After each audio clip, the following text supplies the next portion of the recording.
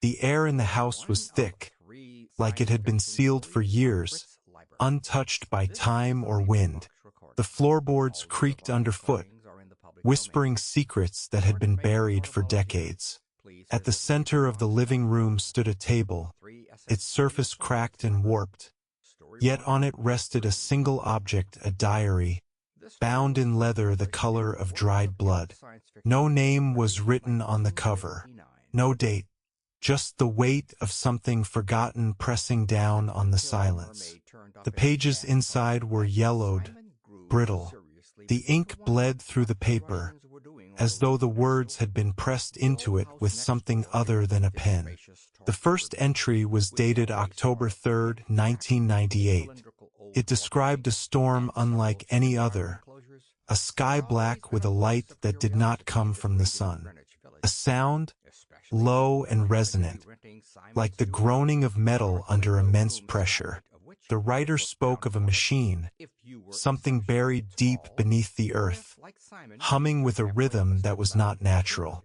The entries grew more erratic. The writer spoke of a machine that was not a machine, that had no purpose beyond observation, that watched, that listened, that remembered. The writer began to write in a different hand, as if another voice had taken control.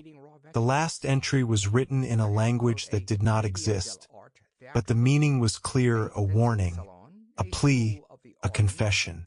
And then, scrawled in red across the final page, were words that did not belong to the writer.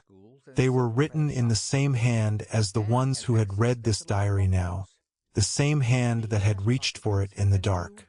The words read, "You are not the first, you are not the last, but you are the one who will see it all." The house was empty, but the silence was not. It was filled with voices, echoes of those who had come before, those who had tried to leave, those who had failed. And then, from somewhere in the walls, a sound, a hum, a whisper, a machine awakening.